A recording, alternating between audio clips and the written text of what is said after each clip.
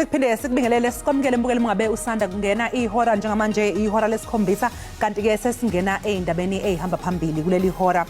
Umnyango wezokubusa ngokubambisana neindaba zomdabu esifundazweni KwaZulu-Natal usuqinisekisile ukuthi bane abantu abalahlekelwe impilo yabo ngesikhathi kuhlasela isishingishane kulesi sifundazwe.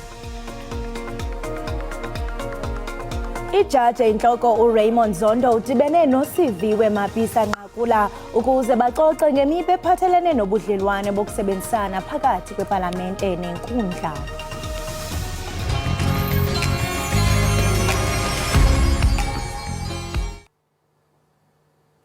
Sesinyukele kwabane isibalo sabantu abalahlekelwe umphefumulo wabo ngesikhathi kuhlasela ikhukhula esifundazweni iKwaZulu-Natal. Umnyango wezokubusa ngokubambisana neindaba zomdabu kulesi sifundazwe uthi kunabanye abayisithupha oqinisekiswe ukuthi basanyamalele eKhathomena eThekwini. Umnyango udalule ukuthi omunye wabantu abashonile kulenhlekelele wemuke namanzi ngesikhathi imoto yakhe iguguleka ePinetown. Esinye isidumbu sitholakale eKhathomandro noma ke eKhathomena kwathi esesithathu sona satholakala eGlen Ashley khona eThekwini. Lesi sishingishane sishaye kakhulu emkhandlweni idolobha weTheku kwazise phela kucekeleke phansi imizi engaphezulu kwama-70 kwathi engaphezulu kwekhulu yathola ukukhahlamezeka kanti ogwini olusenyakatho zingaphezulu kwekhulu izindlu ezithintekile ngesikhathi kuhlasela lesi siphepho. Isithethi se-ofisi kamongameli uVincent Magwenya uthi umongameli welizwe uCyril Ramaphosa uzakwenza isibhengezo okungekudala malunga nenkomfa ye-BRICS ekulindeleke isingathwe. The President in the next couple of days or so will be concluding his round of consultations with other BRICS leaders. Thereafter, we will be in a position to advise as to when the President will make an announcement regarding the country's hosting of the BRICS summit. This is going to be a historic summit. All African heads of states have been invited. Heads of all regional multilateral bodies have also been invited. We have a historic number of countries seeking to join BRICS, which is something that BRICS member states will be considering. Therefore, it will be a very successful summit, and the President, alongside his BRICS counterpart, are all determined that nothing distracts from hosting a very successful summit. Inhloko yamajaji uRaymond Zondo ube nenguyazana nosomlomo weParlamente uNosiviwe Mapisa Nqakula kanye nosihlalo womkhandlu obhekele izifundazwe uAmos Masondo ngenhloso yokulungisa ubudlelwane phakathi kwamajaji kanye neParlamente. Ngesonto eledlule uZondo wathi iParlamente liyadembesela uqinisekisa ukuthi lelizwe alitholi ligwamandwa amandla ombuso esikhathini esizayo. Inhloko zeParlamente zabe seyicela ukubamba umhlangano nenhloko yamajaji ukuze kubhungwe ngalolu daba njengoba zikholwa ukuthi ukuphawula kaZondo kwakubeka phansi ukusebenza kweParlamente. Lo mhlangano uzoqhubeka lapho kuzokhishwa khona umbiko mayelana nezinyathelo eseyithathwe iParlamente ngokuhambisana nezincomo zekhomishana kaZondo. Given the nature or the tone or how the statement was written, because I was not in the meeting, I was with you here, there were fruitful discussions, and I think the discussions seem to have been quite robust, but very cordial as well. But like I said, I don't want to make assumptions and guess what could have happened inside there. The presiding officers will be able to tell you tomorrow. Unobhala Jikelele wembutho we-ANC ufikile Mbalula utyelele iParace eFreystata ukuyothothomalisa uluntu emva kokuba abalandeli bowayesakuba ngunobhala we-ANC uAce Magashule bathuse izikipa ze-ANC nalapho uMbalula ibongoza uluntu ukuba lukhusele iziseko zophuhliso. Abalandeli baloyo wayengunobhala Jikelele we-ANC uAce Magashule bamukele loyo wangena esikhundleni sakhe ufikile Mbalula ngokushisa izikipa zeqembu nebhokisi. uMbalula unxusa amalungu omphakathi ukuthi avikele ingqalasizinda kulabo abangahle baqale izinqushunqushu. He has made his intention very clear that he's leaving, and that next week on Monday you will make public pronouncement on that. And then he has also made observations that are scathing against the leadership of the ANC. and which some would believe are actually distortions. But at the right time, we will respond. We are not here to chase Magashule for whatever reason that he believes that it is time for him to give it up and then to leave. Umbalula ubhekene nengwadla yokubolekwa kwemali ezigidi ezintathu zamarandi okuthiwa wayithola ukuze athenge indawo. Le ndawo kuthiwa yakhokhelwa ngemali ye-National Lotteries Commission, kepha umbalule wenqabile ukudalula umthombo wemali athenga ngayo. Those people who make such allegations, they've got the honors to prove them. And I've answered this question over and over again, and it keeps coming back, but I've answered it, and I've got nothing to do with whatever allegations that are made by people. Umbalula uthi akukho akufihlayo nangakwazi ukuphendula ngokuthi wayithenga ngani indawo ahlala kuyo, futhi waqinisekisa lokho nasePhalamende ngesikhathi esewungqongqoshe. Umnyango wezempilo uqinisekisile ukuthi isibalo sabantu abaphangalale ngenxa yesifo sohudo sisahleze ama-43 kanti wenza konke okusemandleni ukuqwashisa ngalesi sifo ukuze phela singabhebhetheki. Iphini likangqongqoshe wezempilo kuleli liqinisekisile ukuthi bangama-43 abantu abaphangalele ngenxa yesifo sohudo selokhu sabheduka ngoNhlolanja. Seen the number of admissions and suspected cholera cases significantly reduced in our country. We have even closed that hospital we called the Kanana in Kanana, which was a hospital, a field hospital. Isifundazwe iGauteng sinabantu abaningi abahaqwe isifo sohudo uma siqhathaniswa nezinye. It was largely heavy on Gauteng and Free State because the cases that we have reported on Northwest, Limpopo and Mpumalanga were actually people who had actually been in Hammanskraal, and therefore they traveled into those provinces with the cholera there. Yize kunjalo kepha seziyabonakala izithelo zemikhankaso yokuqwashisa ngalesi sifo. So we have actually been sending advices and request warnings to say, I could have been a cholera carrier, and please, when I'm preparing food, I must actually wash hands. When we are coming in from the bathroom, please wash hands so that I could still remain with my cholera in me, which probably is not affecting me, but I should not spread it to other citizens of the country.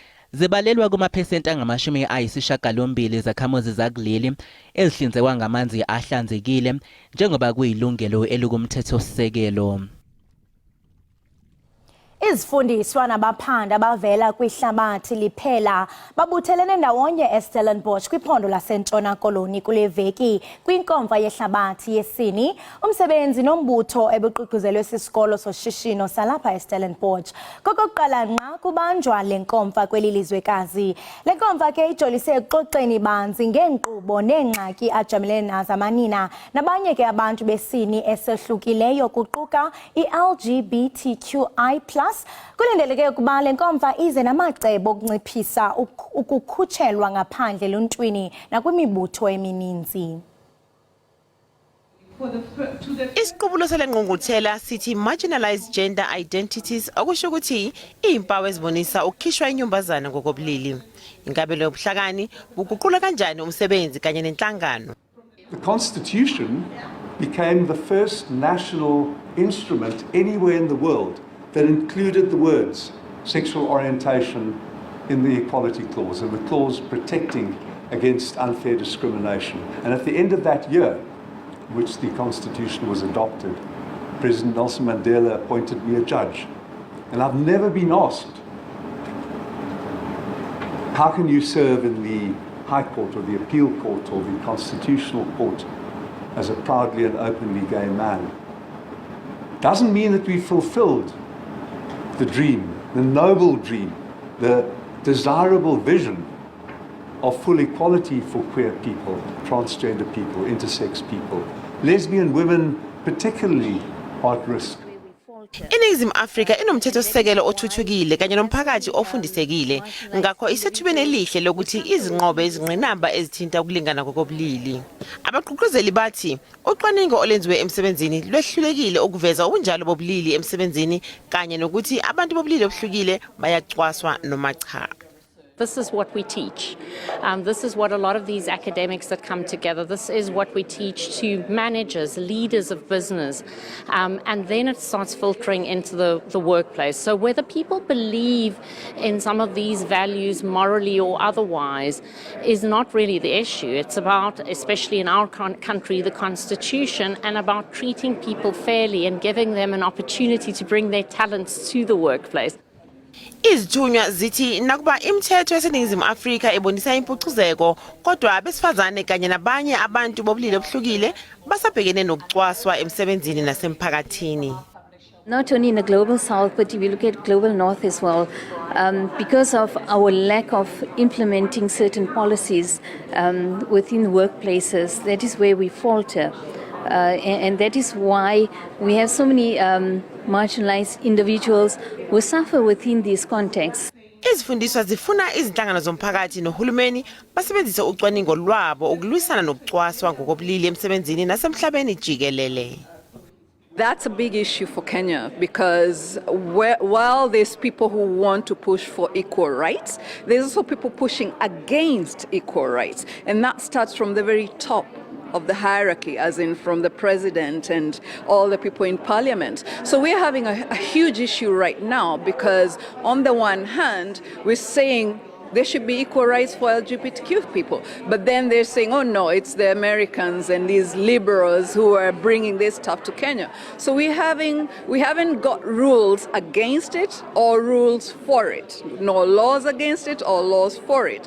But that makes for a very unsafe environment for anybody who's on the LGBTQ community.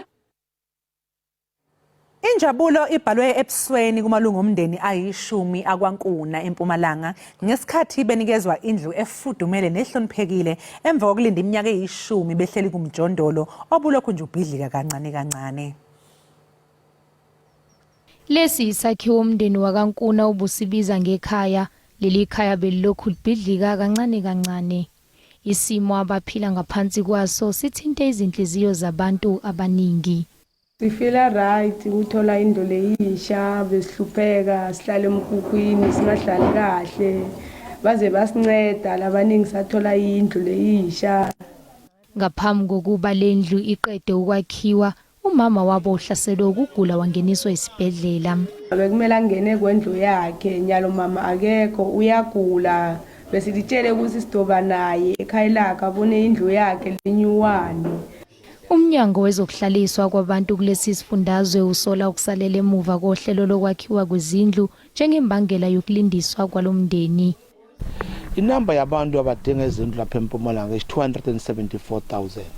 Lo mama ukhona ku list masibuka kodwa basekudena. Asiwazanga ukuthi ngamjampisa besamwakhela ngoba abantu nabo bayilindile. Kusukela manje lo mndeni usuzokwazi ukulala ukhululekile endlini ehloniphekile. Umphathiswa wesebe lezolimo eFreystata uSaki Mukwena ubhengeze ukuzinikela kwakhe kuphuhliso lwezolimo kweliphondo ebethetha ke nabalimi abasakhasayo kwindibano ibibanjelwe eBloemfontein. Ingaphezulu kwezigidi eziyishumi zamarandi imali ezosetshenziswa umnyango wezolimo eFree State ngenhloso yokwelekelelwa kohlelo lokufukula intsha kwezolimo. Intsha ebiyingxenye yesithangami sokucobelelana ngolwazi ikholelwa ukuthi ukuzibandakanya nezolimo kungalishintsha kakhulu ibalazwe lomkhakha. What I've seen is we have a challenge of food insecurity. So the more young people go into farming, into agriculture, we can ensure that we secure food for our country instead of depending on food that has to be exported. I think it's very important for youth to be in the agricultural sector to take part in food security. Ungqongqoshe uphosele inselelo intsha yabalimi ngokuthi ingene igxile ekusebenziseni amapulazi ayo njengebhizinisi elizohamba likhule ngokuqhubeka kwesikhathi. What we are looking for as a department is to assist those areas that help us with growth, expanding the base of ownership, the areas that are game changers in terms of the sector, This is over and above the general funding where people apply to the department and are assisted on the basis of their different proposals. The other aspect I forgot to mention is to consolidate our strength for export purposes. Uphinde wadalula nokuthi umnyango wezolimo esifundazweni maduzane uzoba nesithangamo esikhulukazi sezolimo lapho kuzobhungwa khona ngeindlela zokukhulisa kakhulu lumkhakha kanye nalokho okhiqizwa ngenhloso yokudayisa.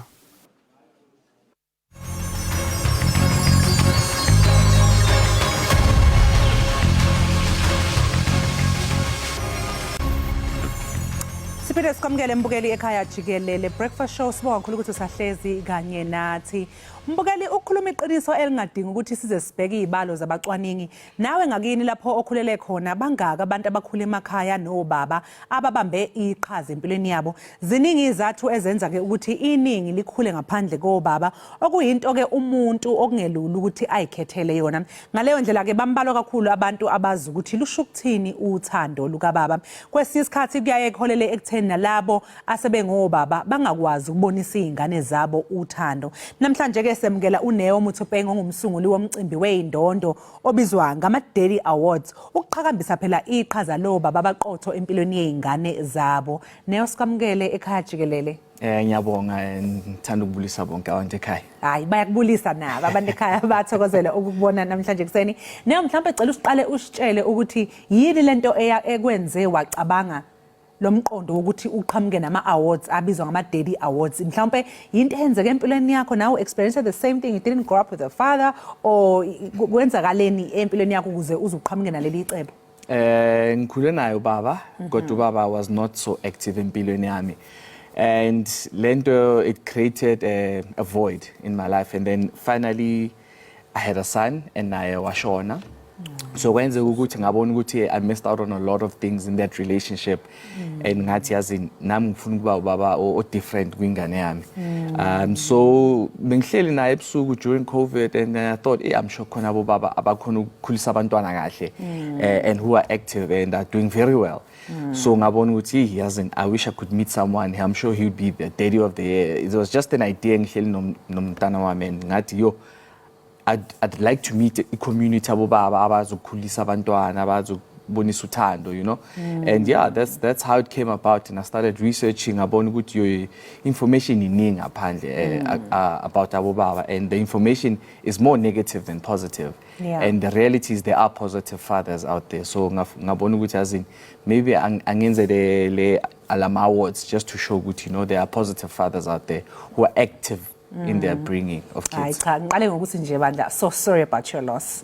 Siyaxolisa kungcono ukubona ukuthi cha impilo iyaqhubeka kanti futhi usunazo ezinye izingane. So yini wena mhlawumbe ke into oyenzayo wena nawe ukwenza isiqiniseko sokuthi ubaba opresent? Yabona I try daily to put my son on my to-do list. Zonke izinto engizenzayo na ukuthi to-do list yami nokuthi ngimgeze ngidlala naye. So I'm really active and present ukuthi ngibe na not ukuthi nje ngihlale ngibheke iTV nayo, no ngidlala ngimnikeza isikhathi just beyond being present in the house. So those are the little things, but ziningi kakhulu ngimisa esikolweni ngikhuluma naye ngidlala naye. Yeah, there's quite a lot. You are very active in this father thing. The awards is more about that, being active, you know, because you can be present uhlale endlini nje ubone umntana uhleke naye, but that's not really activism, and showing love and activism is a doing thing, you know. So yini le enkulu nje ongathi nansi into engifuna ukuyizuza, this is what I want to achieve ngo create these awards? Yabona ama awards, what I want to achieve with it is first to build a community abobaba where we can all start to engage around issues of being a father and how to be active and how to even rehabilitate our relationship with nabantwana if azange sibe nabo or whatever the case may be. So that's what we want to achieve, and making sure ukuthi abobaba are active dads than just beyond being present and being conscious mabana ma family nabantwana ukuthi am I really being positive and actually giving into my child's life than just being there ngithi hayi ngithenga indlu ngiyabondla ngiphelele lapho. It doesn't really work that way. So kuma categories akhona ke la kuma Daddy Awards awusitshele nje ngawo ukuthi niwakhethe kanjani nokuthi imapha akhona. So if we are good Daddy Awards South Africa uzobona ama category, there's Daddy of the Year which wonke umuntu is eligible to enter for, and then from the stats and the information sitholile kune single dad of the year, kune unemployed dad of the year, kune non-resident dad of the year, and then kune dad with special needs. So yonke lento we found it through our research ukuthi yazi there's a lot more to abobaba than just umuntu or in a certain way. And ngoba awusebenzi doesn't mean awusubaba oqotho, and doesn't mean awungeke contribute empilweni yomntana wakho, and there are guys who are doing it. So we want them to show laba ababona ngathi it's not the way, or I can't do it, or I don't have the means. It's not. Ngoba baningi futhi obaba uthola ukuthi uyathanda unalo uthando kodwa ushoda ngento yokuhleka.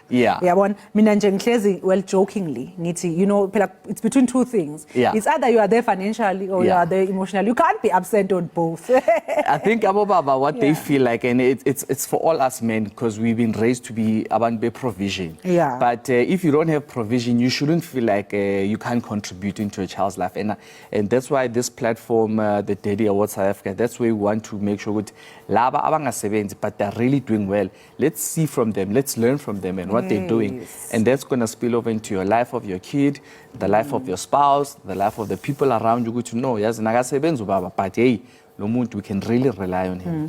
Umphakathi ke nje jikelele weneyo ungazuza ini uma ngabe nje kungathiwa nje siyi society esizoba nobaba baqotho. Like what can we achieve from that? So much. I think we all know the issues around GBV, you name it, where even kids are themselves getting into bad things at school, and be drugs, be teenage pregnancy, you name it. Zonke lezinto it's a part where abobaba can help ukuthi, you know, bring the kids into a sound mind, and obviously you know Nabo Mama, they are playing their role, but we are coming as a Daddy Awards South Africa in a role to help from a fatherly perspective with dad asifike nathi sincede nabo mama and carry the weight nathi, you know. So within society it's definitely going to spill over, and as well as into your relationship, because abantu abazwani umama nobaba because kuningi thina asifiki la fanele sifike khona. And abantu besilisa bakutholi lokho ukuthi yazi ukunakela ingane ave kuyinto enzima, especially yabona ingane masasencane wawukhona neyakhe sasencane ngisekhona namanje lalela ingane masasencane yakhala ayilala ebusuku, you know, you think ngiyabona ipost ku Twitter ebifaka uClean Brink omunye abalingisi nje abaqavulela eSouth Africa efake ipost yokuthi ebeka isithombe sengane yakhe ibambile ingane encane echaza ukuthi ekseni ngo5 uyovuka ukwenzela unkosikazi wakhe ikhofi aphatha ingane kuze unkosikazi ezoya emsebenzini, yena sale egada ingane for like 3 hours kuze kubuye umama wayo bese beyashintshana. Abantu abaningi besifazane bemncoma ukuthi wow waze wabusiseka unkosikazi wakho ngawe, yabo waqhakambisa ukuthi yazi abantu abaningi abakhulumayo abangcomayo abantu besifazana kusiba besilisa, ngoba abesilisa basasalele emuva ngokucabanga ukuthi umsebenzi wokunetcharisha ingane encane umsebenzi womuntu wesimame kuphela, kanti nawe vuka ndoda ushushuzela ingane, and that way nami yazi ngikuthanda more, ngibona ukuthi hawu yazi umuntu yami uyangicabangela ufuna ngithola i-beauty sleep. No, you're right by that, and I think how I even got to a point ngicabanga khona ukuthi let's make an example. Say one day unkosikazi wakho is not there anymore and wenengane, what are you going to do? So on that day, if you know, I see to even jalo, but finally now uhlala ready ukuthi ungathatha ingane yakho inakekele immediately if umama akekho or maybe uyagula and akakhona ukwenza lutho. So that's when exactly you as a man need to be able to say, oh ingane yami konje mayivuka fanele idle medication ngishintsha kanje inakekele. Uyabona, we really need to be active, and I think part of that is I try as much as possible every afternoon, and that's also spending time building a bond, building a relationship. So it's the small things, the daily things for me. Uyabona nje lento eqalile hayi into emnandi kabi, nami ufuneka nje ngizoyiqhambisa lento yodedi udedi nami ngisafuneka akabona ukuthi ingane ivuka kanjani gadi. No uzofika uyabona futhi bakhona ke nababukela baphawulile weneke mase ngabe sixoxa ukuthi sobehlezi nawe basilalele namanje basikhuluma ngaludaba base beyasenda ke ama views wabo. Ake siza ukuthi ababukeli baphawule bathini. Utatam umsasazi ngumuntu ebesithanda, ngumuntu onobubele, obathandayo abantwana bakhe okoko ungasayahlala esibona ecaleni kwakhe ngumuntu ebengathanda uba masisokole ebezama ngandlela zonke ngoba ebengaphangeli azame uhambe efuna ibhishophu emizini olusa iinkomo zabantu aze nemali anayo endlini asinike asiphe sonke anike nomamamu kube mnandi ekhaya uba isasithanda nangoku ene nathi siyamthanda futhi siyakuthanda tata ukulula uJokazi. Mina owami ubaba ngiyamkhumbula namanje ngiyambonga lo ngenzela wangiphi imfundo ngafunda ngaba uthisha wangifundisa ukuphathwa kanjani ukwakha umuzi so likhulu iqhaza lidlala empilweni baba wami ngidlala uphumule la ukholele khona mawandla sithawazi indaba la. Mina into lengikhumbulako ngababe wami nanoma sewalala ngokumuntu libeka amati kumuntu ahlonipha nami wake wangitshela wathi nangabe ufuna impilo iqhubekele phambili kumele ukuthi uhloniphe lomncane uhloniphe nalomdzala ubadi bantu impilo itawuqhubekela phambili lala kahle endaweni. Mina njengobaba engakusho ubudlelwane enginabo mina nengane zami buhle kakhulu ngiyakwazi ukuhlala nazo nakuba unina ke mhlawumbe engekho kodwa ngiyakwazi ukuhlala nezingane zami zijabulela khona kakhulu futhi ukuhlala nami ngoba angisiyelo umuntu othethayo nothanda ukushaya ingane unina wazikhonza ukuyishaya kakhulu manje sijabulela kakhulu ukuhlala nami. Mina ngikhulise badala bami bobabili make wami angasebenzi babe wami angumfundisi but ngiyabonga nje baba lichaza ladlalile empilweni yami because ku-neighborhood yasekhaya I went to one of the best schools and bekandasho ukuthi noma ngasebenzi mara besilala sidlile so ngiyabonga kakhulu ngalangendele kona. Siyabonga kakhulu babukeli ngezimvo zenu N10 nayithumelela thina la ekhaya jikelele siyajabula mangabe nisithumela niqhubeke nje nenze njalo nangomusa Neo. Hayi uyazi ngiyathokozisa ukubona ukuthi at least izitori lezi sithola it's positive everybody lapha yana uyasho ukuthi ena ayi yena ubaba ubengithanda nomunye ubaba naye uyasho ukuthi ingane zami ngiyayithanda kuyajabulisa ukubona ukuthi I think akusafana seqaleni especially i-generation of fathers yamanje le abawonta ngabethu you know the new generation ibuka yangazi ukuthi i-more hands on einganeni. Yes, there's actually a lot of us, and I'm very proud to say that I'm seeing more and more abobaba who are younger, who are very active. But I want to emphasize on the fact that when you say you love someone, it's beyond just ukhuluma. You know, you really have to put in the work. And I have to say, it's not easy. It's definitely not easy. It's very hard, but over time it gets easier and you find yourself actually having fun at the end of the day. Because thina sibona abantwana as umntana akangizwa akangunderstand but they feel, you know, and your presence will really make a difference as well as your activism into the child's life. Yeah. Manje Neo awusitsheleke sesivala nje ke ukuthi kungenela kanjani ke? How do you enter or nami ngamfaka wami ubaba ngithi nje lo uyayideserve i-award kungenela kanjani kanti futhi uzoba ninike lo mcimbi wama awards? So the awards, how to enter for the awards, it's for a dad as in ubaba wako or a father figure, maybe umalume wako, ubaba wa next door.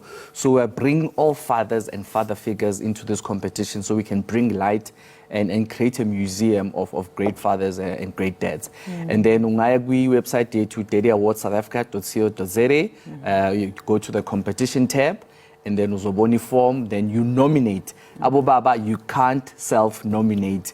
You don't know if you're a good dad or not. Abantu abaphila nawo ibabaziyo. You would know maybe the father of your children, is he good or not, does he deserve? And if he's not, we're not saying they're bad people or bashing them. We're saying, begani nabamanye, nawe work your way towards this, then the following year you might also be nominated. Yeah, so that's how you do it. And then it's easy, it's an easy competition for social media. You just have to create content to show good you are dad daily. Not just only the pretty days party, but daily, how are you as a father to your kids, so that society can witness and just vote for you ngama likes. Yes. Really that simple. Thank you so much Neo for your time. Siyabonga kakhulu ukuthi uzivakashelela ekhaya jikelele. Siyabonga kakhulu sikufisela inhlanhla ke futhi naseyinhlelweni zakho nje eziqhubekayo. Uyabona nje ama Daddy Awards they rock ngoba phela ziyagqugquzela ukuthi obaba babe obaba abaqotho. Mbukeli uNeo Muthupengelo umsunguli womcimbi wey'ndondo obizwa ngama-Daddy Awards ngenhloso phela ugqugquzela-ke ukuba kube khona obaba abaqotho kuleli njengoba nje-ke siphothula inyanga yokubungaza obaba eNingizimu Afrika. Asithi qu 8 olongathi babe sibuya wembukeli kunesivakasho ozosijabulela kabi. Undaba mlonyeni okhulunywayo kulezi insuku Shaka Ilembe.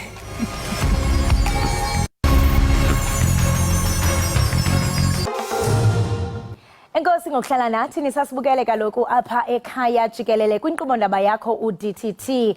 Eziphala phambili ke kwimidlalo phesheya kwemida, umphathisi webhola ekhatywayo ePortugal uJose Mourinho wanxiba imicrophone ukuzama ukuzikhusela xa iqela lakhe iAS Roma lijongene neqela iMonza ngoMeyi kwinyanga edlulileyo. Kutshanje ke lo kaMourinho unikwe isithintelo seentsuku ezilishumi ngusompempe. uMourinho ke uza kuphoswa ngumdlalo weqela lakhe lokuvula season ye-Serie 8 ngenxa yokunqunqenyanyiswa kwaye wanikwa isohlwayo se-€50,000. uMourinho wamgxeka kabukhali uChifi emva komdlalo wokubamba ngamanqaku leRoma neMonza, embiza ngokuba ngoyena sompempe umbi akhe wadibana naye kuwo wonke umsebenzi wakhe. I-Inter Milan isimemezele uGerardo Motion njengomqeqeshi omusha waleli qembu. Lo mqeqeshi oneminyaka ama-60 ubudala wake waqeqesha uMessi ngesikhathi beseqenjini iBarcelona phakathi kuka-2013 no-2026.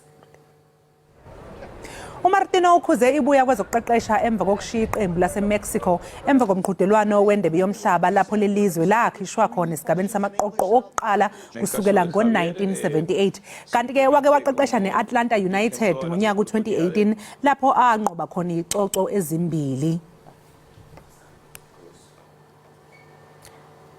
Ukanti kwiqela lesizwe labasetyhini njengoko indebe yehlabathi yabasetyhini beFIFA isondele, umqeqeshi weBanyana uDesiree Ellis uthi into abagxile kuyo ngoku kukulungisa izicwangciso zabo nendlela abawasebenzisana ngayo nale ntubente. iBanyana ifake kwicandelo elingekho lula kunye neSweden, iArgentina neItaly. Injongo ke yeli qela kukudlulela kwizigaba ezingaphambili njengoba bethatha inxaxheba kwindebe yehlabathi. Okwesibini, iBanyana ke inabadlali abanatalente, omnye wabo nguRifilwe Jane. iBanyana ke itosebenzisa sipiliyoni sabo labasithola ngeminyaka ka-2019 kule ndebe yemhlaba beyibanjelwe eFrance kule ndebe yemhlaba letako litobe ise-Australia nase-New Zealand. eNingizimu Afrika ke yahlulwa kuwo yonke ke imidlalo emithathu leyawudlala. Bakhona kuthiwa ligoli linye lokubika ekhaya, kanti ke bangenelwa amagoli lasiphohlongo. Emdlalweni wabo wokuqala ke bahlulwa ngemagoli amane yiGermany. Base ke bahlulwa live laseChina ngeligoli linye ecanzeni. Leli goli labo lekubika ke kulomgcudzelwane balishaya ngalesikhathi bahlulwa live laseSpain ngemagoli amathathu kulinye. Not conceding set pieces, not conceding early, making sure that when we win the ball, what we're going to do, because that's some of the things that we've been working on, and making sure that when we get a goal scoring opportunity that we actually put it away, because if you look back at 2019 we could have gone 2-0 up after half time and the game might have turned out differently, and the margins are that small, and football has gotten better, so we also need to be better in certain areas. Kepha ke leli qembu alisafani naseminyakeni leminele yengcile. iBanyana iyake kulomgcudzelwane iboshambeni belivekade leAfrika ngemva kokuthi baphumelele lesicoco bashaye iMorocco kulomnyaka lophelile ngenyanga yakholwana. I think even before being WAFCON champions, there were already expectations, and that's not going to change. Obviously, now with the title of being WAFCON, the expectations is even bigger because they expect more, and we know that, So we're working towards not trying to disappoint anyone, but we're working towards going there and making sure that the fans back home can really be proud of this team. Kanti kenyalo sebaningi badlali bakuleli labadlala ngaphesheya kwetilwandle. Lokufaka ekhathi captain waleli qembu Refilwe Jane. Playing in Italy makes it quite easier for me to share the scope with the management. I think 95% of the players in the national team of Italy play in Italy. So some of them I play with them in my team, some of them I've played against them, and some I've played with them in previous teams. So I know quite a lot about the Italian team, the Italian structure, and also the qualities that some of the players have. Sipiliyoni saGermany siphosena ke lodlala eveni laseMexico sitolincedza leli qembu njengoba ke utobe adlala kulendebe yemhlaba yesibili ngekulandzelana. We were recently told it's unfortunate that it was such a short notice in terms of that we're playing Botswana. As a team, we would have liked to play a stronger team, but it's a send-off match. So we will go there and do our best and hopefully get a good result. I believe in the team, what they're capable of, and we need to show the nation and gain confidence from this match going into the World Cup. Kungena ke enkundleni temidlalo kutobe kumahala ha kanti ke ematikiti atomukeliswa kusukela namuhla. Umdlalo wokugcina ke wokutilolonga utawudlala nelive lase-Costa Rica, eChurch Christ, eNew Zealand nasekusela nje emalanga lasiphohlongo kuthi kuqale le ndzebe yemhlaba lapho iNingizimu Afrika itobe itholene eTulu neSweden.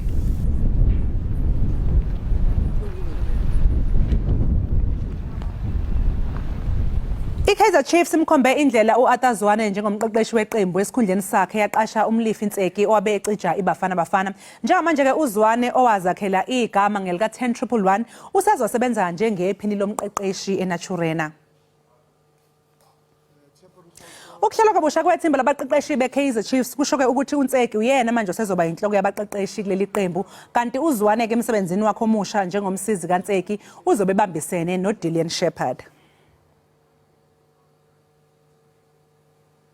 Uma sibheka ebholeni lomnqakiswano umdlali weqembu iGauteng Fireballs uChina Mdau ufunga yagomela impela ukuthi hayi cha bazokwazi ukusivikela isicoco sabo seTelkom Netball League ngesonto elizayo uma ngabe sebebhekene neJaguars. iGauteng Fireballs iyobe ibuye ukuvikela isicoco sayo sekucala leyasithola lomnyaka lophelile. Leli qembu lakhona kuphazamisa iGauteng Jaguars lebe isolo itendela nje isikhathi lesithe kulandela ukuthi bayibhacabule 35-32 kumdlalo osezingeni kakhulu bokade useHartfield Arena ePitoli lomnyaka lophelile.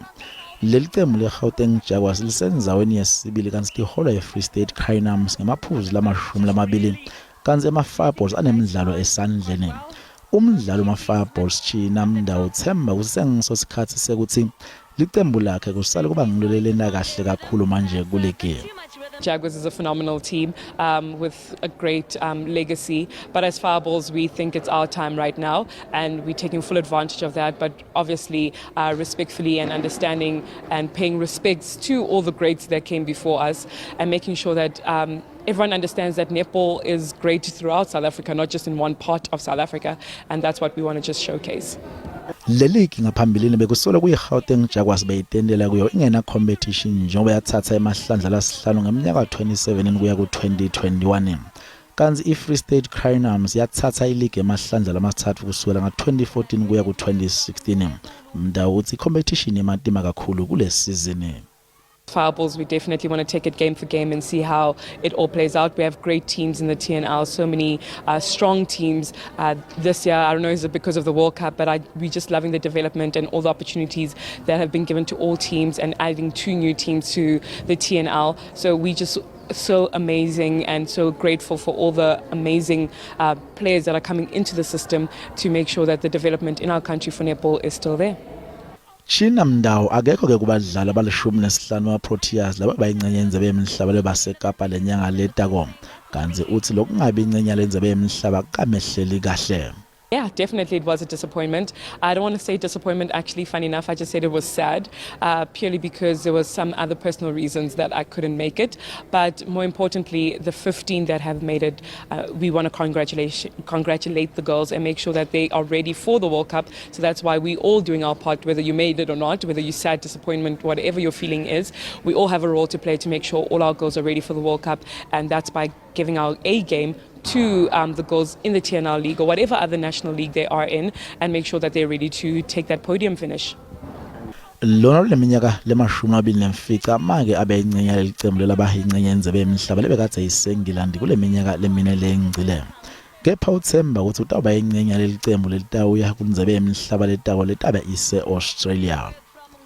I mean, if my body allows, definitely it takes a toll to be a professional sporting person. I think anyone who can play netball or any sport that you love or you're passionate about, you'll keep doing it until you can't. And yeah, there's always another turn. It's just not my turn right now. And when it is, I'll definitely take it with both hands. Imidlalo yokugcina eTelkom Netball League yodlala ngemigcibelo eHartfield Arena ePitoli. Kanti Mdau ufuna ukuthi ithi ibiphela abeyashiya umlando kuvakala ukuthi cha naye bekakhona kule midlalo yekugcina. Asijonga kumdlalo weqakamba kwelase-United Kingdom, umdlalo phakathi kweNgilane kunye ne-Australia eLords eLondon uphazanyisiwe ngabaqhankqalazi ababini bakutshintsha imezulu beqela lamatshantliziyo iJust Stop Oil. Bahlasele ibala bephethe ipeyinti ye-orange ngomgubo kodwa bathintelwa ukuba bafikelele kwabalandeli. Mbukeli sithatha iqu ey'tolo sithi kuyokhokha iy'kweletu kodwa ungalinge unyakaze mbukeli ngiyakuthembisa mangabe sibuya ey'tolo so siphethe uLemuhang odlala indaba kwindawo lapha yakashaka kuyishaka ilembe. You don't want to miss this. Stay tuned.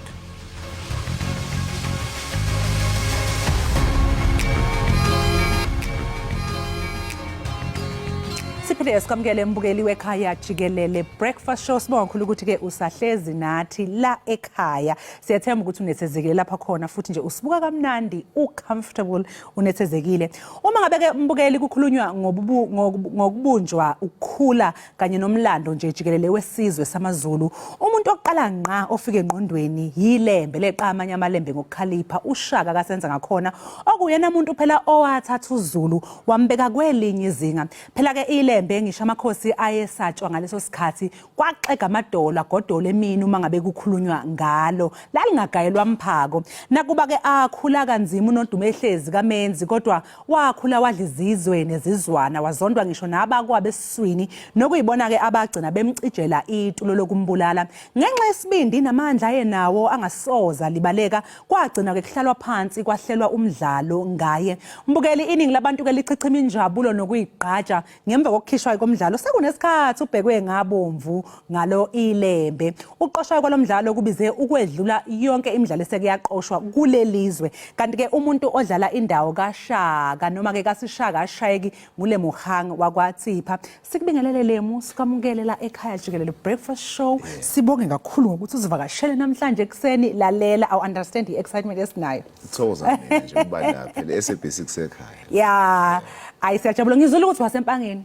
Ngisuka khona impela wacetshwa. Hayi bo, Lemuhang impangeni. Ngiyazi ijwayele confuse abantu abaningi ukuthi abazali bami basikhulisele khona ngoba kade befunda uNgoye. So since bona base-varsity kade behlala. Konjongo vele behlala ngaphakathi so ingane that is so nice Lemu. Lemu ziningi indawo usuke wayidlala before ama roles osuke waba nawo lapha otshengise khona ukuthi italent lakho liyamangalisa likhulu lihle futhi usebenza kahle. Kodwa hayi undaba mlonyeni njengamanje ishaka ilembe. Phela leli lokugcina alikho edlula leli I think ubona kwami kuyintokozo nje enkulu ukuthi umuntu nje ozalelwe wacetshwayo uthola leli thuba nje lingako lokudlala irole nje. Irole enkulu njengale. Uma ngabe ke ngiyazi ukuthi yena uhambile waya kuyinhlolo khono phecelezi ke ama auditions several times uye ikhathi eningana ezi more than one auditionela le part. Yini le ngaphakathi kuwe ebithi nje uyazini le role le eyami futhi nje ngekho ke umuntu ongayidlala le role njengami. Mina bengitshela ukuthi mhlawumbe kuyinto engibizele yona nje engikhethele yona ngoba nami ngiyidawutha nje ngathi mina umfana nje womsusu nje ufunani kulento kanti hayi ngilokho lingivuma nje irole so ngicine sengitholile ngiyathokozisa nje. Manje awungitshela nje welemu uxoxele nombukelo sekhaya ukuthi yini into obuyenza ukulungiselela le role uprepare I mean ukuhamba ucoshela ulwazi research ngale role eyenza ukuthi ukwazi kumdlala ngalendlela omdlala ngayo. Number 1 bekuyiphysics bekumele ngenze sure ukuthi isithombe uyabona lapha. Uyabona ke lapho I'm sure awudinganga kodwa ukwenza kakhulu uthenje kancane ngoba ubuvele vele. Hayi phela bengicabangela futhi nepressure phela kunabanye abafowethu osenza ngakhona la iningi ikhrumu ibukelisho mabhaya so kumele wenze sure ukuthi at all points nje on point. So that was obviously number 1. Number 2 ukulanda ulwazi nje nokufunda but baningi abantu kade sidonsa kubo nje abanolwazi nje oluningi ngalolu daba abantu abafana noBamtaka nama historians nje akakhona wasebhoma the research. Phela kule role le bekumele ukuthi uShaka umenze ukuthi aphile sikholwe nathi siyababukela ukuthi uyabona ke lona uye uShaka manje lo bekungasona umsebenzi obunzima kuwe. Kakhulu phela iselesikole lesiyana nje akuyona irole nje like we used to playing ama role amancane nje ufike ungene esethini uyidlalele but lo umlando wabantu abawuthatha very seriously and yabo bayohlonipha futhi nama had to approach it ngendlela efanayo. Manje wathatha isikhathi esingakanani? Mina ngiyakhumbula nje makuqala seqala ukupromote le show kuthiwa Shaka Ilembe coming soon. Lokho kuthiwa coming soon unyaka wonke. Manje how long did it take ukuthi niwushoothe wonke Shaka? So shoot was about 5 months. But I could say unyaka wonke because besilokho esibuya nje silokho sifaka ama-scenes silungisa lapho nalapho. But principal photography yakhona ibithathe 5 months. Yeah. Okay. So ngiyazi ukuthi ena nashutha ngewinter. Nashutha kusebusika kanjena njengoba namhlanje nje ngithema ngiphume endlini ngezwe ngiqhaqhazela ngacabanga mangazi ngizokhuluma nawe. Ngithi engabole babenze njani? Kumele ningene nasemanzini. Cha bese fridge lapha angisho fridge bese freezer lapha ngibulenyisa nebesishutha kunensizwa la ewakhona kumele ngiyidonse bengithi ngibheka phansi utshani bufreezile straight nje so bekubanda and futhi lapha besingaqhokile besivunulile so indaba hayi wonke umuntu ukhuluma ngendaba yokungaqhokike phela lapha ukuthi angigqokiwe lapha ngaze ngasho mina ngathi hayi cha kuhle impela ukuthi kukhona bona nomzamo lapha mina nje ngiyintombi yakwethu ngalokho ngigadile ngithi idolo lami lingaveli director ngoba nginama insecurities hayi lapho uzogcina ukhohliwe phela the first day obviously uthatha isikhathi ukuthi uadjust ngoba asaphili ngendlela efanayo but after day 2 day 3 nje uyajwayela and I'm sure nje inkinga amakhaza and I'm sure vele kuyasiza nokuthi imajority yenu vele nigqoke ngokufana so it's not like you are the only person ogqoke ngaleyo ndlela wele ama extras konke nje gqoke kanjalo so ke njengamanje ngizocela udirector ukuthi asifakele isithombe la esokhuluma ngaso njengamanje wonke umuntu njengoba nje kudlala uShaka nanani I mean sonke sikhule nangu into esasiyibuka wonke umuntu uqhathanisa nalo Henry Cele uShaka wasekuqaleni ingabe wena ngizena ngacabanga ngathi mina but this is so unfair because you know I mean sekuyi generation entsha manje ku right nokuthi nabo laba bakhulayo nabo ba identify nomuntu oseduze nabo in terms of age as well and stuff so wena uzizwa kanjani ngalesi statement sabantu sokuthi bona ba identify Henry Cele as uShaka? Mina ngangijabulisa because kunginike opportunity yokuziprove and kuyachaza ukuthi le role le uyishayile impela uBabendwe the late Babendwe and for me it's like yabona ifana nabadlali bebhola thola ukuthi uRonaldo kufika kwakhe eMadrid eMadrid eManchester United bekune jersey number 7 laziwe ukuthi ijezi kaBeckham laqokwa so kuleyo position manje so for me I just hope ngiyafulfill and ngijabulisa abantu especially audience. Okay hayi cha nginesiqiniseko sokuthi sojabula because yazi abantu into abangayazi because ngithema ngicheck I'm like yo yazi lo uGuy lo abantu abaningi I mean if you don't know about him you've done amazing things I mean ushoot ama international movies iyiphi nje mhlambe A1 ongathi stood out for you or ikhona iye most challenging? I funyana the one is the boy who harnessed the wind. Now did well besebenza no Chiwetel Ejiofor ubaba wabona iOscar kunamanye Eye in the Sky no amandla ekuningi manje ke most definitely vele uShaka Ilembe is going to go international like there's no question about it so ukulungele yini ngoba ngiyakubona Nkosi yami ngikhuluma nawe nje ngiyabona ukuthi bandlava uthobekile manje ukulungele ipressure ezoqhamuka with hayi la ngenze sure ukuthi ngiprepare mentally yami so for the last few years because bengisebenza on this game for at least about 10 years manje so ngilokho ngisiprepare kancane and I think I'm ready for this moment ngike ngezwa ke mangithi ngiyafunda lapha ngoba phela ngifundile mangizwe ukuthi ngizokhuluma nawe ngathi awuthi ke ngicheckela who's this guy ngiyabona lapha bayasho ukuthi yena uthanda ukudirector uthanda ivision mixing manje phela nathi ke la e-studios no director ngale futhi sino vision mixer manje ngiyayibuza ukuthi ayibo uthi phephile nje umsebenzi laba abantu mangabula ngikho sure ngifika ngaqoloka lapha la ngathi ngenzeka ngifike nje la every day so ucabanga ukuthi mhlawumbe after acting if there will be such a time where you say after because unga actor mosuzube yikhehla but mhlawumbe do you think there will come a time where you would say okay manje sengifuna ba behind the scenes or do you think uzolokhu nje? Definitely sengiya prepare for leso stage manje khona izinto engiyibhalayo but angawazi ukukhuluma ngazo kunama film nama series engifuna ukwa director ngiphinde ngwa producer so ngisebenza kuwo and the next step before that is music abantu abaningi abazi ukuthi wow let's talk about your music then ngiyacula Akuyacula kancane ngiyayipimbela kodwa auto-tune iyangisiza. Ngiyakhumbula waba nenkulumo mpikiswano mayelana nokucula ka AKA nobani indaba no T-Pain. Ukuthi ocho so uyadeclare nje kusapha before ukuthi abantu bazi ukuthi bangangijudge nje kakhulu.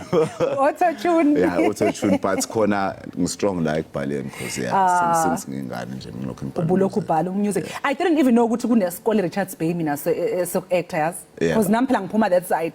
Ukuba ngangazi mhlawumbe nami ngisafunda high school ngangizobheka ngiresearch ukuthi akunezikole kanje phela nje sinasajwayela ukuthi you are in a traditional school and mina benginenhlanhla because le high school engiye kuyo fortunately ibi offer drama so ngiqala ngayibamba khona and then uqhubeza imfundo yami ngakwenzele lento ke Cape Town after. Okay, so ngibengifuna ukubuza something else about ngizwe uthi why prepare mentally for this. Bengifuna ukubuza ukuthi kubaluleke kangakanani ukuthi as an actor and actress ube mentally fit to handle ama situations. I mean these days in fact a lot of people are going through mental issues, ama depression, especially with the nature of the industry enikuyo. So what do you do maybe nge spare time sakho or privately to make sure ukuthi yazini uright mentally you are prepared and fit? Well, for an actor, I think first and foremost, into ebalulekile ukudebrief. Yes. Because abantu abaningi sifike edlalela ama character nje, abanye bangenelwa ama character, ama traits abo angagcina aphuma. So ukudebriefa number 1, number 2, make sure that abantu in your life abantu abagroundayo, abantu abangeke bekufake kwi hype. Njengamanje kune hype eningi around impilo yami, but abangani bami abangitreat njengalowo muntu. Namanje bangangitshela into wrong, into right. So you need those 2 things. I think are my fundamentals asizayo nje kakhulu. Okay. Yeah. So now sakusala kancane seseyigoqa lenyanga kaJune okuyinyanga yentsha phela. June 16 sasivakashela baba umbongeni la ngixoxele. Okungasemnandi sikhuluma nje nge-youth whatever it is. So nawe mangakubuza nje ukuthi njengoba sesigoqa inyanga yentsha njengomuntu osemusha, do you think ukuthi intsha ithola ama opportunities enough compared to eqaleni obviously, and 2, if bayawathola, do you think bayawa maximize? Are they taking up the space? Are they doing what they're supposed to be doing? I think youth yamanje is the most blessed youth that we've ever had in history yomhlaba nase South Africa, and nayi opportunity yabo. Yes. Amafoni. Ungenza yonke into efonini, ungashoot i-content yakho if ufuna ukuba i-content creator, if you are dancer or if mhlawumbe uyasebenza whatever, unga-advertise umsebenzi wakho la. So ama opportunities akhona, it's up to us ukuthi siwasize ama opportunities siwa maximize. Yes. Okay ke Mr. Maximize, njengamanje bengazi ukuthi wena Lemu ngeke uzuhambe la bengafonanga ama call. Hayi asebaxinile ke ngaliya. Ayangena nje kuthiwa no sifuna ukukhuluma no Lemu, So njengamanje sinonomusa uphuma kwaZulu Natal ongathi usishayela ucingo. Nomusa, untombi, sawubona ntombi, sikwamukele ekhaya Jikelele. Sihlezi noLemu la uphuma empangeni uthi nje yena ushaka ilembe. Cha, nami ngomunye abantu lababuka ushaka uHenry Cele. So manje mangabe sisezoba nomunye ushaka manje really looking forward ukuthi ngibone ukuthi umehluko kuzoba yini, yabona. Yes. So lamantombazana asemancane abasakwazi ukulinda phela ukubona ama-ads. Lalela wentombi lo bhuti esihlezi naye la lalela unama abs for days. Abasakwazi ukulinda ubona ama-ads besaba. Nale voice yelayon yabona nasamantombazana yabona ivoice deep. Akithi uyazi ukuthi abantu besilisa kakhulukazi bale kwaZulu Natal bekubona lo ivoice ethi nje twi noma becula bathi so manje yabona sesithola ilayon ke manje sithola ibhubesi izobonga Silver uzongiqhatha lawa. Okay ke ntombi ngabe mhlawumbe sikhona ufuna ukusho kuLemu noma mhlawumbe ufuna ukukubuza? Hayi ngithi mina sifisela kuhle nje ku-career yakhe bengisazobuza ukuthi uyena akekho yini ngaphansi kwezinto ezihambe njengoba besilinde vele sizomcompare vele noHenry Cele ipressure anayo njengamanje. Hayi besike sambuza ke lo mbuzo kodwa nje ngoba usuze wasishayela ngefoni uzophinde futhi akutshele ukuthi ena ingcindezi uyizwa kanjani Lemu? Ayikho ingcindezi singama actor ethu asifani abantu abafani, so I think ama performance ethu azoba unique, and into engijabulisayo ukuthi thina kwazile ukuyenza ngelanguage yezulu. So I think wona amehluko sobona between ama projects ayithu, but yeah, abantu kumele beyibukele nje and then mase bengibukeli bangasiqhatha after kodwa before kuba nzima. Yeah, bazobona kahle kahle masuqalile bese beyabona beqhathanisa. Ntombi siyajabulela ukuthi ena usifonelile la ekhaya Jikelele. Ngethemba ukuthi unelisekele ngempendulo akunike yona ke ushaka wethu la ekhaya Jikelele. Ntombi? Okay, ayike uNtombi wase Newcastle kube sishayele uyazi ukuthi bayajabula lemu abantu. Isifazane nje wabe ngishilo umfana. Sikhuluma nje ngama abs. Angiboni yabona noma unganga act kakhulu. Ama abs ngathi azokukhuluma. Azokukhuluma la azongisiza. Awangisiza. Yeah. So uma ngabe sikhuluma mhlambe amanye ama actors obu actor now. Like mina I remember yazi ngeke ngaya kuma auditions nami phela nami ngangifisa uku actor at some point.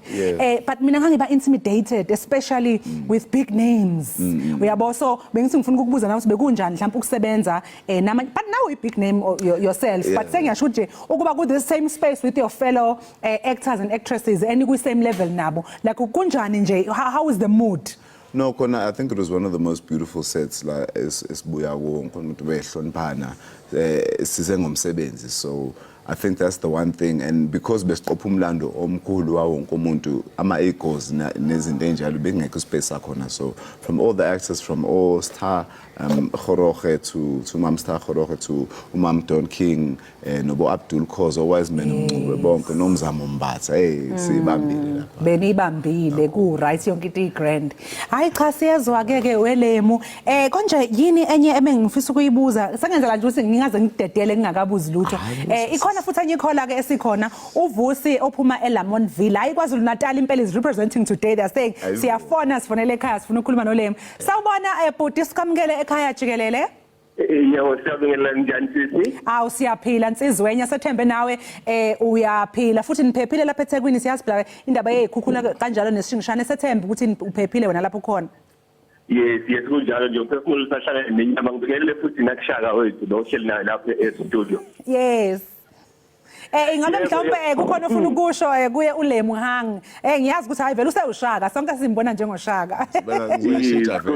No besifa nje ukubuza ukuthi lo msebenzi awenzayo omkhulu kakhulu yazi uma ngabe uzobuka ukuthi ke uxoxa umlando womuntu obalekile kakhulu. So bengifisa ukwazi ukuthi kumthatha isikhathi esingakanani ngempela le character ayiqonde kakhulukazi njengoba engasuyena umZulu. Oh okay ke bhuti uzokuphendula ke manje uLemu Hang. Lemu Hang umZulu umbukeli wethu yabuza. Angazi ukuthi ngizoyiphendula kanjani leyo ngoba still namanje angabelieve ukuthi ngilona ilembe yabo escreening. So kuyinto esangenayo egazini. So I can't say ukuthi ngale date bese ngiyibambile. Yeah, ukuthi uyibambe nini but it took you isikhathi eside to do the research. And into esiza ukuthi sinabantu abafana nobamntaka abasiza nje la kuyaxeka nje kancane. Uyaqinisa. Yeah. Into engithandayo mina about the production ukuthi it's well researched nabantu abakhona abantu vele abaziyo abathenjwayo. So noma ngeke beze beniyeke ukuthi inhlanhlathe nishone eceleni vele bazobe benibuyisa endleleni. So siyabonkhulukele ngokuthi sivakashile la ekhaya breakfast show. Thank you so much. Sikufisela konke okuhle nje nakwi career yakho ukuthi lokhu uqhubekela phambili ube nosuku oluhle futhi namhlanje. Bonga mina. Siyabonga kakhulu. Umbukeli lo bekuLemu ke besixoxisana naye mayelana nerole yakhe ayitholile kuba ushaka ilembe oyindaba mlonyeni njengamanje okukhulunywa ngayo kuzo zonke indawo. Njengamanje ngembukeli ake ngithi ukuphuma ngimphelekezele ngimkhiphe ngizobuya nje emva komzuzu.